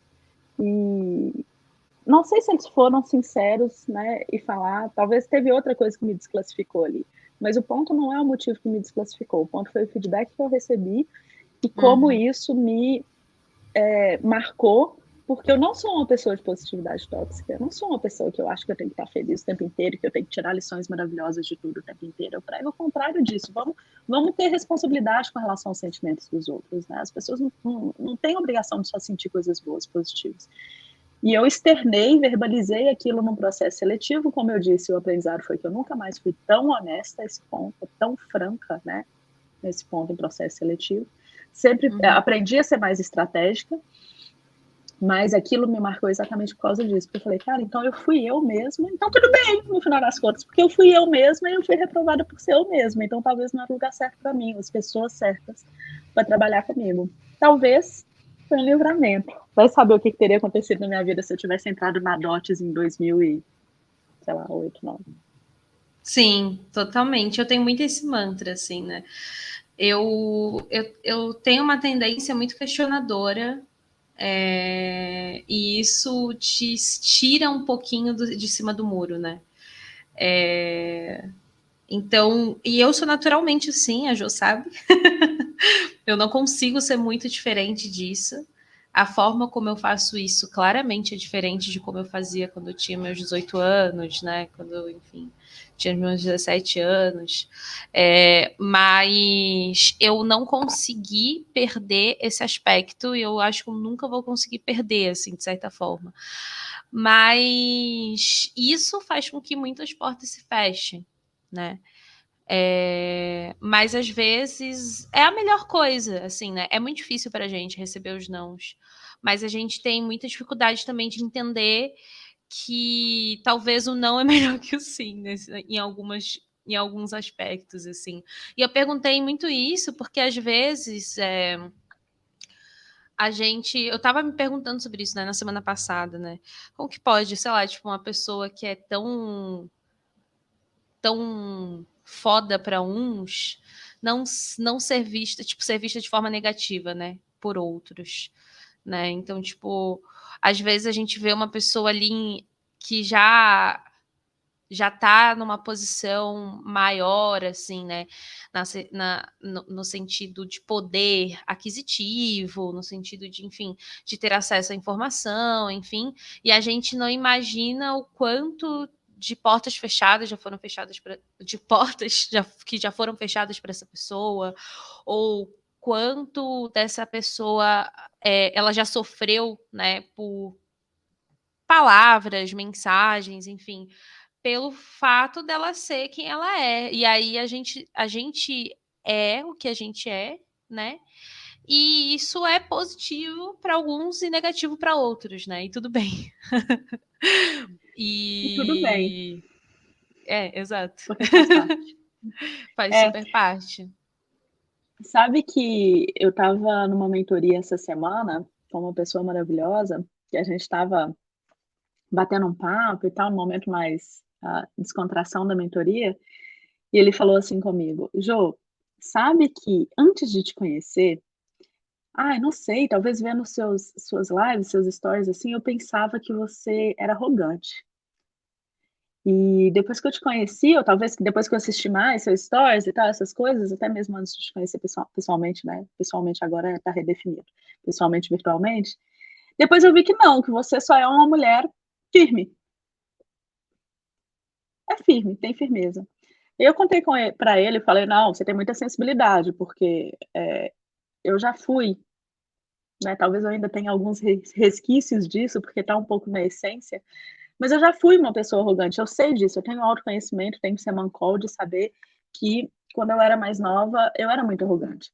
E que isso vem também de um lugar, como você bem falou, Thames, de que a gente enfrentou muita coisa e lutou por muita coisa, batalhou por muita coisa. E de certa maneira, né, a menina que saiu lá do Barreirão foi validada, né, por tudo que ela passou e por tudo que, né, agora por que eu tô falando de mim mesma na terceira pessoa, né, fui validada de alguma forma ali muito cedo, na casa dos meus 20 anos, fui validada de que forma? Promoções, feedbacks positivos, salário alto, né, salário crescendo muito. Essa validação que aconteceu nos meus 20 e poucos anos, me fez olhar para mim de uma maneira diferente, falar: "Nossa, então eu sou foda mesmo? Mas meu chefe tá falando que eu sou foda, mas minha melhor amiga tá falando que eu sou foda, a minha mãe, né, tá falando que eu sou, mas eu tô recebendo aumento, mas eu tô passando nos negócios, tô passando nos processos seletivos, tô passando nas provas, então será que eu sou foda mesmo?". Existe uma certa momento na maturidade, né, quando a gente está no processo de amadurecer, que essa validação, quando ela vem muito, você se infla, e o ego um pouco aparece. Então quer dizer que eu saí lá na merda mesmo. Eu nunca pisei numa escola particular, eu batalhei e tal. E aí existe um certo vício de você entrar no molde meio ego inflado, um molde meio arrogante, e eu passei isso. E tenho consciência disso. E eu acredito que eu só trabalhei, e talvez eu nunca vá resolver isso 100%, mas eu acho que eu trabalhei e melhorei muito, foi quando eu comecei a olhar mais para pessoas. Então, quando eu comecei a liderar, né, quando eu comecei a, cara, ser uma pessoa mais articulada, mais articuladora, mais política, mais diplomática, mais negociadora, unir mais as pessoas, ter times grandes, né, ter chance de liderar pessoas brilhantes e fantásticas como você. Então, isso me fez olhar mais para o lado humano, olhar mais para a pessoa, deixar de olhar para mim, né, e olhar mais em como eu estava influenciando o meu meio, influenciando as pessoas, o Edmina também.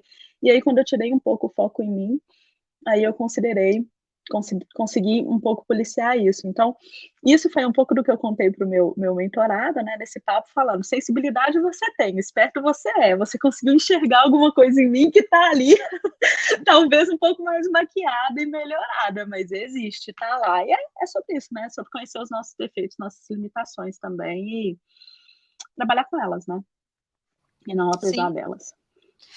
E também entender que, assim, a gente é o que a gente é por questões tanto nossa, de onde a gente vem, o que a gente faz, etc., e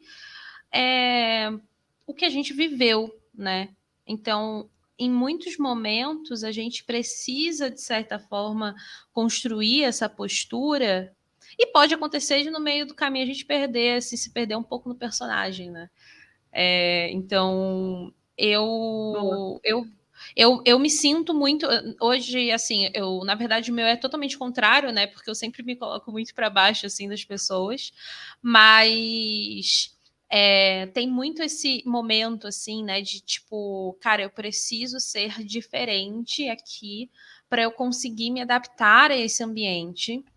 Eu preciso me encaixar, eu preciso, enfim, você se sente quase um adolescente ali, né? Porque você está ali sendo avaliado, você está sendo, tipo, você está construindo ali relações, enfim, e isso pode mexer psicologicamente com a gente em vários sentidos, né? Então eu acho que quando você me fala sobre isso, eu vejo muito também, não só esse lado arrogante, de certa forma, mas também essa questão de se adaptar e, e ter que viver muitas coisas de uma forma para ser aceita socialmente também, né? Porque a gente vê muito disso assim no nosso meio, enfim. Então, é isso, é esse comentário que eu queria fazer. E aí, Jô, É sobre isso. Hoje eu tô muito millennial nas minhas gírias. eu confesso que eu tenho um certo ranço desse termo. Eu amo, porque é uma divina maravilhosa que fala isso, e toda vez que eu falo, eu lembro dela. É sobre isso, Jô, e tá tudo Nada bem. contra quem fala. É que eu conheço algumas pessoas que falam e que dessas pessoas eu tenho ranço, e aí eu acabei criando um ranço pela palavra, pelo Então pense termo. em mim quando eu falo, vai, quando falar sobre isso. Agora pense em mim, Vou começar a que você ressignificar. vai superar. Ressignifica, tá, estudante de psicologia? Mas, enfim. Bom, acho que, Jô, pô, quero te agradecer aí a essa 1h30 que a gente está trocando ideia. É sempre muito legal conversar com você. Cada vez mais eu descubro coisas novas sobre quem você é. Muito obrigada por você se abrir aqui com a gente, por você contar a sua história. E, cara, quero deixar aí também um espaço para você falar, se você tiver mais alguma mensagem para deixar para as pessoas que estão aqui ouvindo. E também para dizer que eu acho que o que você tem feito aí pelo mundo, pelas pessoas e tal, tenho certeza que tá mudando a vida de muita gente. E, e isso é muito foda. É isso. Muito obrigada, Thames. Na verdade, foi maravilhoso conversar com vocês, né? Não só com você, mas a gente conversou com várias pessoas aqui no chat. Foi muito gostoso bater esse papo. Em alguns momentos é um pouco custoso, porque eu sinto que a gente está muito viciada numa conversa ali, muito produto e priorização, e vem o discovery, tem a feature, não sei o quê. A gente fazer um pouco de mudança, assim, né? Depois de um dia de trabalho, ou vários dias seguidos de trabalho, para falar um pouco mais de coisas que vêm de dentro, para falar um pouco mais de coisas de origem. É difícil, porque eu quero dizer que é custoso fazer essa mudança na nossa cabeça, mas é extremamente enriquecedor. É muito bom a gente falar sobre pessoas de origem, é muito bom a gente falar sobre nós mesmas, né? Ter um momento dedicado nisso para o dia, para refletir um pouco, para tirar um pouco ali da carga de trabalho e coisas técnicas, que a vida não é só isso. Então foi uma oportunidade maravilhosa aí para olhar um pouquinho mais para a gente, para você, para mim, para o pessoal que está com a gente aqui nos comentários. E muito obrigada pelo convite, me chame sempre, eu sempre vou voltar. E eu estou esperando aulão, né? Vou te cobrar ao vivo aqui, porque aí fica mais pesado e exposto.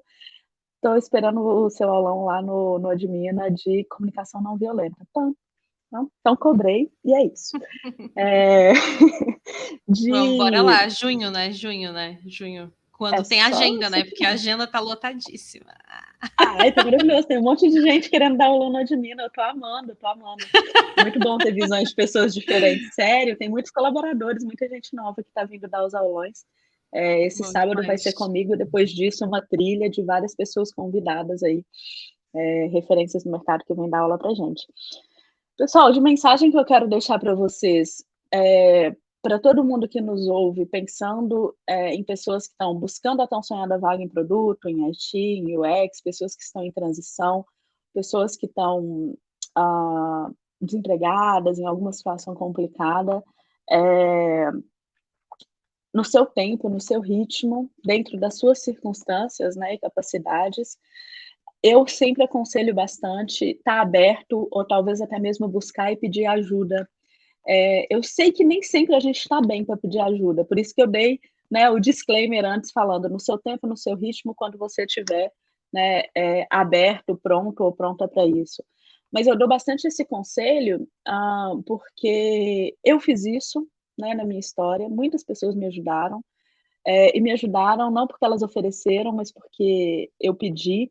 Como eu falei, teve vários cavalos selados que passaram na minha frente, né, aquelas oportunidades que realmente são circunstanciais ou, sei lá, de alguma forma são sorte, mas também aconteceu de eu pedir ajuda e as pessoas me ajudarem e isso, me fez chegar até aqui sem sombra de dúvidas.